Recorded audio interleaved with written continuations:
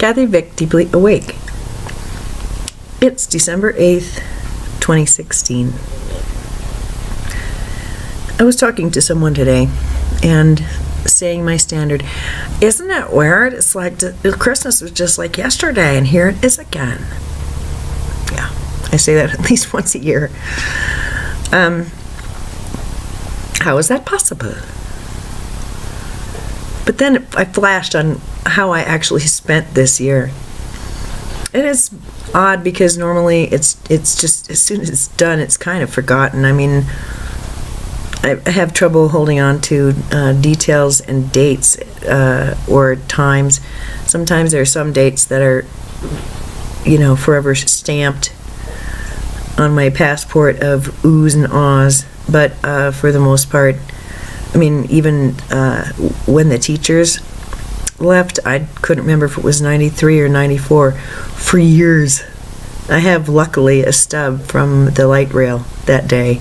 So I do have a record that says it's 1994 when that occurred, but I couldn't find the stub for years. And the book that I put together that year to summarize who and what I was, called The Gift of Words. It was a compilation of cartoons and art, sacred texts and quotes, former instruction, and things I just have to walk with this lifetime. I need to have them around. Even that, there are 2 dates on that book, Christmas 1993 and Christmas 94. So it's fuzzy. But when I was talking about from Christmas to Christmas, it truly, really usually is just a blur and I don't really give a crap. And this time, well, let's see. What didn't happen? What didn't happen this year? And from April forward, I have been on completely different time. So, this 12/12, it's a big deal for me. 4 years ago, on May 25th, I had a conversion and then 2 near-death experiences. And that changed my life. You can review that. I've recorded it and I wrote about it at the time. It's called A Special Graduation. And then 7 months later I had my other experience where I realized I just understood in my DNA the only reason we're here, the only reason we tangle with one another, the only reason we hate one another is because we are so in love with each other. Humanity is in profound, desperate love with itself. I mean, that's what came through, among so many other things, but we love each other so much and we just forgotten. And that was 3 days after the solstice of 12,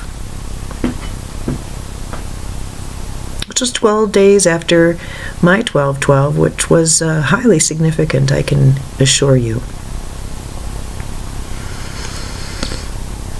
And this year,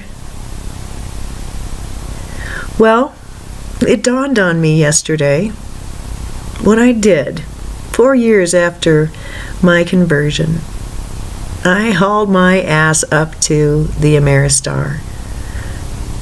And the place was thick with entities.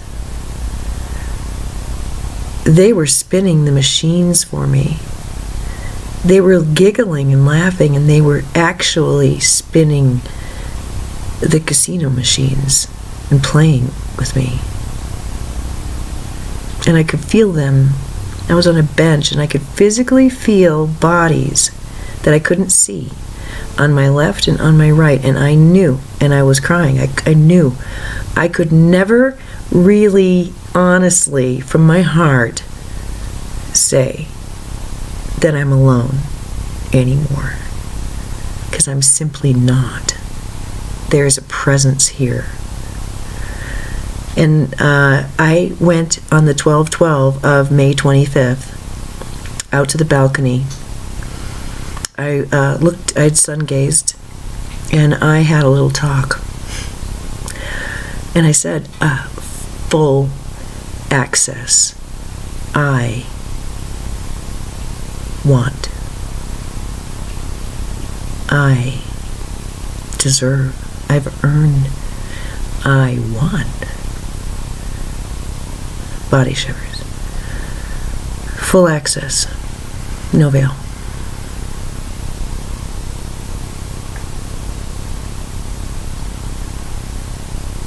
So I wonder.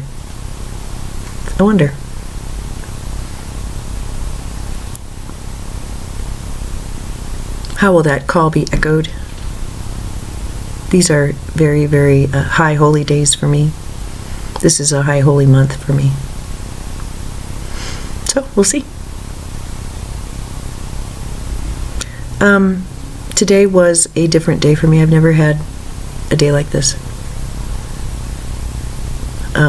I really am quite different, and I've been enjoying it, getting used to it. It's not like wondering if it's going to be around. It's not like wondering how I'm going to fuck this up, because I used to do that. It's like, yeah, well, how long is this going to last? Because I always wind up getting ground down. I always wind up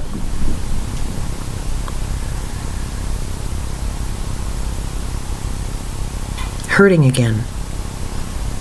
There's always that, and it's not like that now. This is just going to continue to get better and better.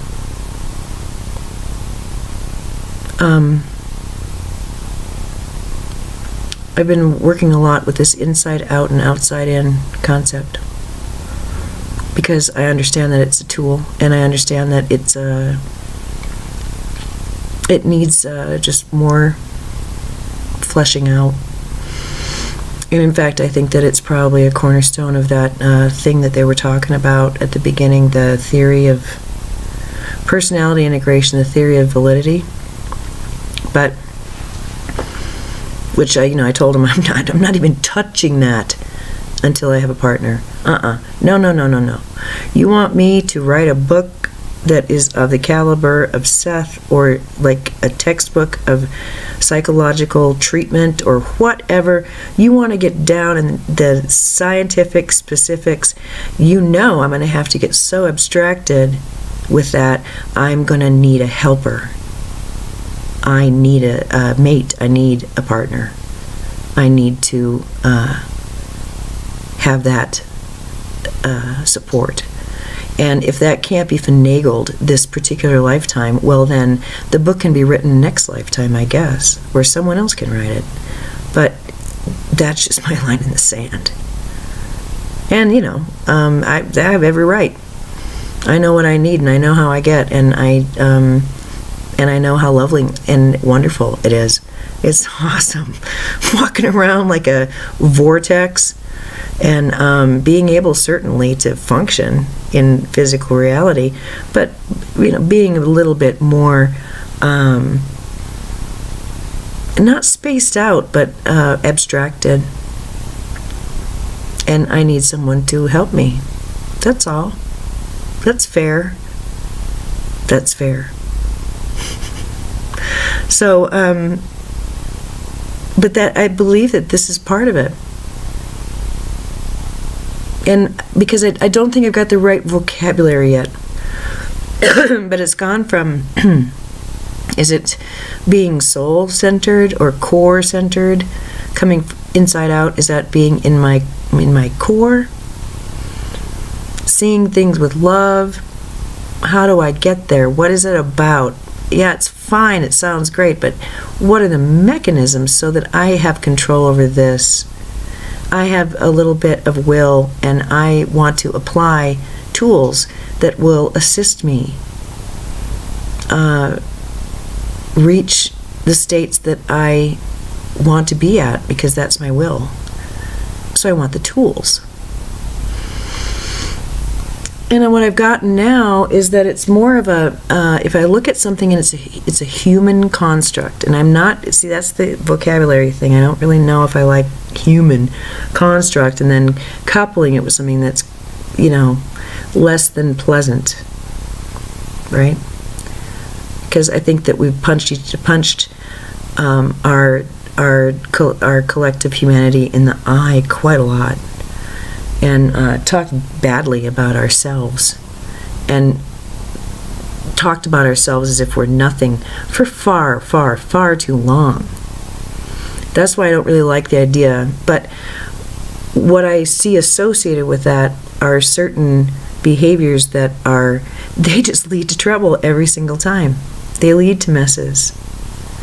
Anger, and using anger as a response, and wanting to teach someone how they've done wrong or hurt you. So you go ahead and act out. You do something to show. Well, that always ends in a problem. Today I had an object lesson because that happened, and a mess was made, and of course it was me who had to clean the mess. I was not the angry one.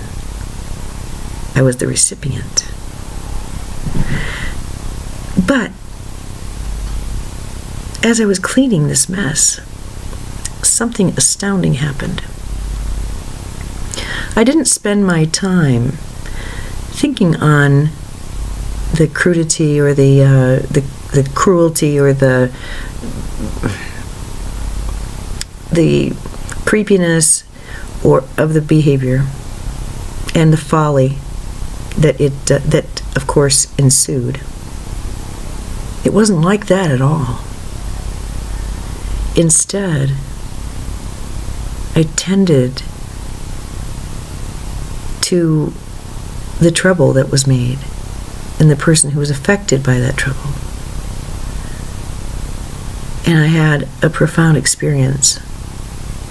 I realized that I was actually cleaning myself up. I actually was the person I was tending to. And I was doing things that I knew were pleasing, and it was just a groove that was just something I had never experienced before. And it was in complete accord. It was just, there was so much mutual love and recognition and tenderness. It was really beautiful. And what I was told was, what makes you think that another's dysfunction can harm you now? Sure. There's a mess. Sure. There's extra work. Don't you see? Can't you feel it? It's just another opportunity to love. Not to love the aggressor necessarily, although that's, of course, understood.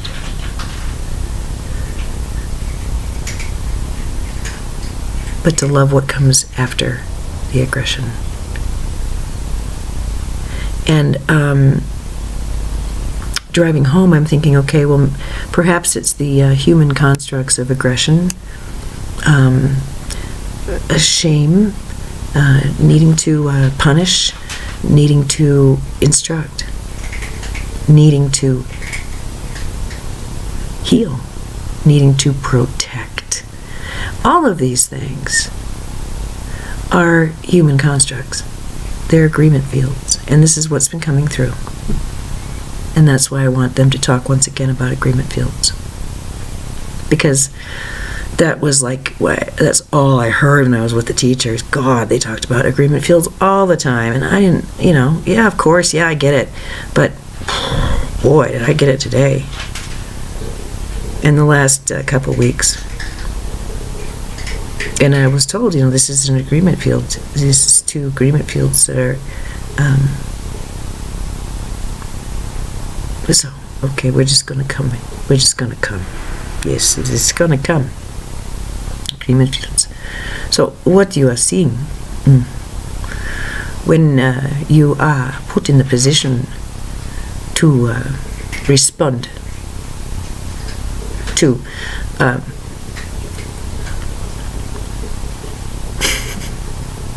aggression, or aggression can be passive, yes, or an invitation to feel ashamed, an invitation to feel dirty, wrong. Well, we would suggest that curator doesn't do those kind of things, and we would suggest that the human being knows this, and there is more light. It's easier to see the behaviors simply as tracers for a fearful, immature understanding.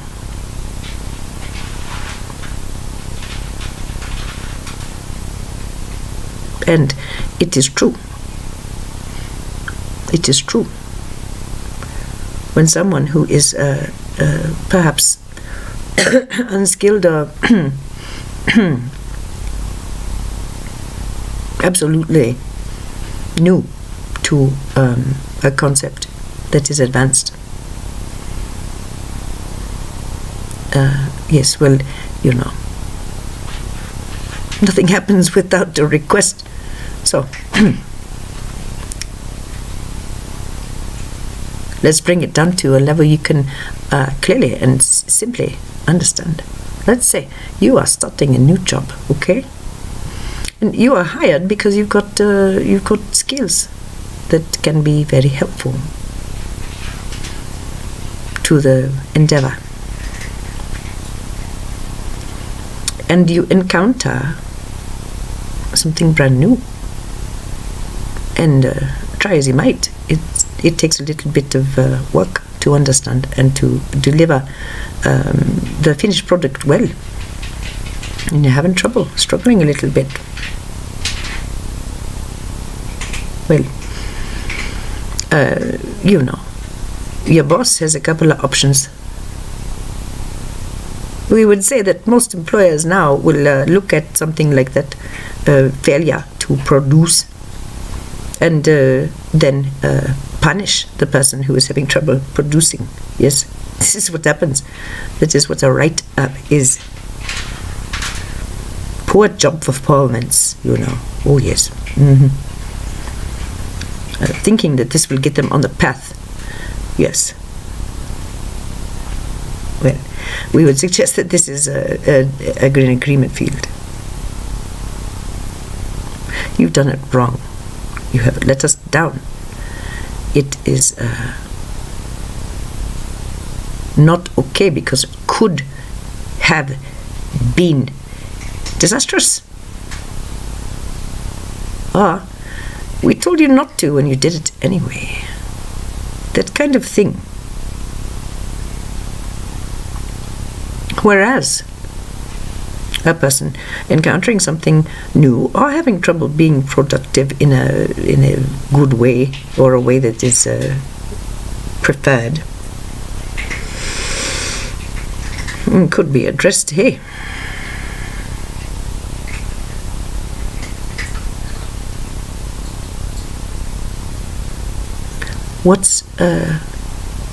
what do you have in trouble with?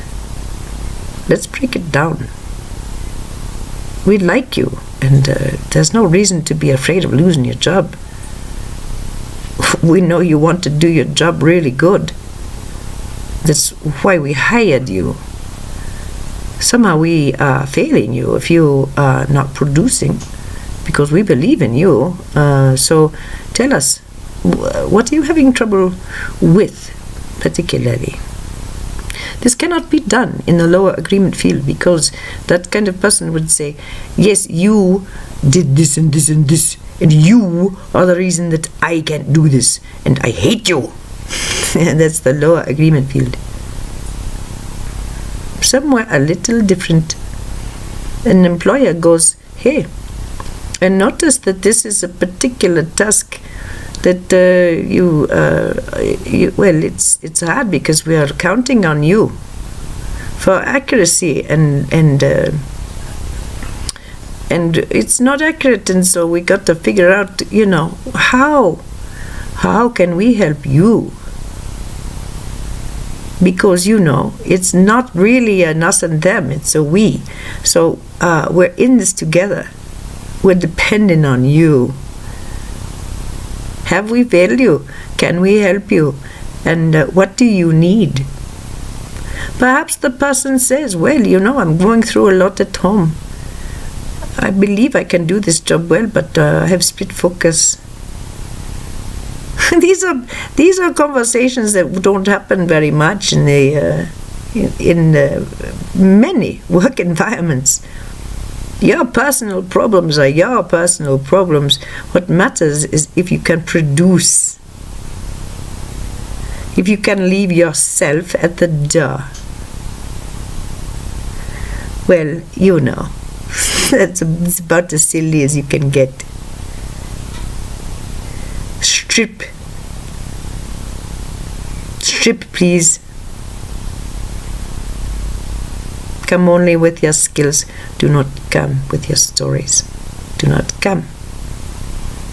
Well, in the law agreement field, that's a good rule, because what follows is drama and nonsense and acting out. But we would suggest there's enough of that anyway.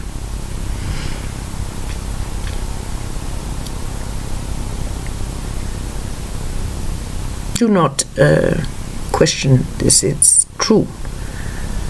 Workplaces are used often as surrogate families to work out karma.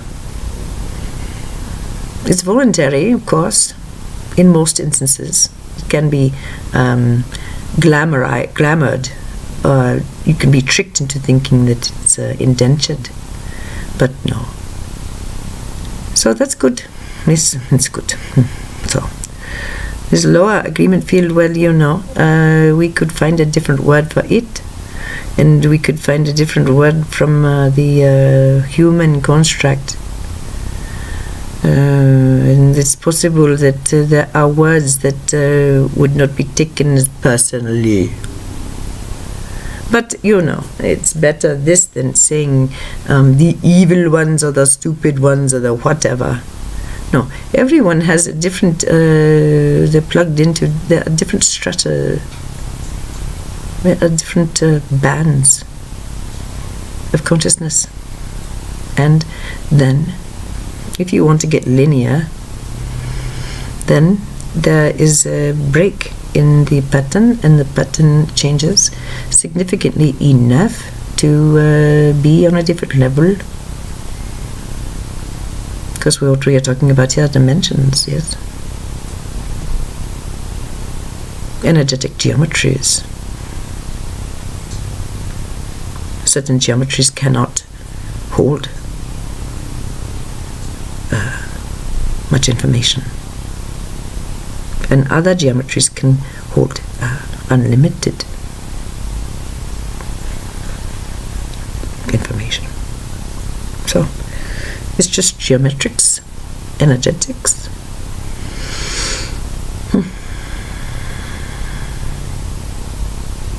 Could it be enough? It is for this one now. To see certain behaviors and say, okay, well, there you go. And it has nothing to do with her now. Imagine such a thing.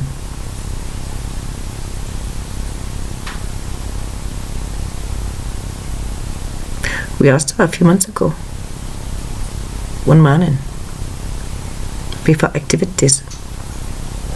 Yes. What makes you think that the dysfunction of another can harm you?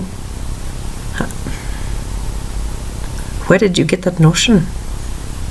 And are you certain it's true? That's all we had to say that day.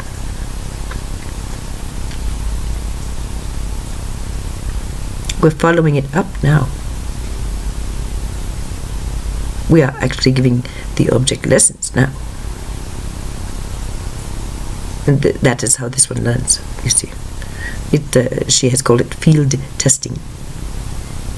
But, a stray thought, well, it may get communicated depending on the flavor of it, the authenticity of it, how good she feels thinking it, and how sturdy the thought is. However, having a thought is one thing. Living it is quite another. Applying it, seeing if it works. Under what circumstances doesn't it? Because this is what was said by the one before you to us last night, and with this we close. She say, here's the story with me. With a channeler, any channeler, any giver of information,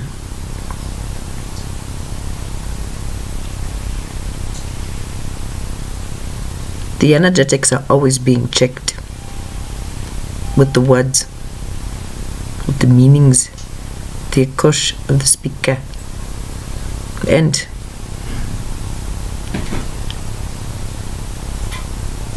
if lower vibratory information comes out, encouraging someone to, a viewer or reader, to be fearful or to hate, well then, that is not someone who she trusts again as an authority. One shot. So there is a consistency with the teachers that she tunes to, and she has a very low threshold for being tricked. She will not tolerate being tricked. Doesn't like it. Never has. It is a very, very strong energy in this one. Can border on paranoia if in the lower agreement field. But in the higher agreement field, what it does is allow a person to be a very good researcher. And when one trusts one's data, then. And so she lay and she say, oh, well, maybe I have not met that metric. Well, it's possible because, with essays, you, dear one, are speaking from perhaps a lower mind. Yes, monkey mind, little bit, sure. But we would suggest there's one channel where there was a bit of desperation or desolation. And we explained later, the next channel, that the reason that we had a little bit of a dip was because this one was so low. Oh my Lord, it was not a good thing. And so we came in and gave a hit, but it's to reach her. There was a dip. An interesting energetic thing, yes. But this is all about coming from a place of identity and solidification of identity and discovery of what you would call Akashic identity, or choosing what you will paste upon yourself from an ever expanding Akash. And really the most peaceful way to do this is to simply vibrate with feeling states. There are fewer words as things become a bit more complex, and this is found to be a relief. A relief. Words becoming far more purposeful than they once were. seen as choices, in energetic choices. Quite astounding. So, we go now. We love you, and we are happy to express our love by giving you a piece of our heart. Namaste.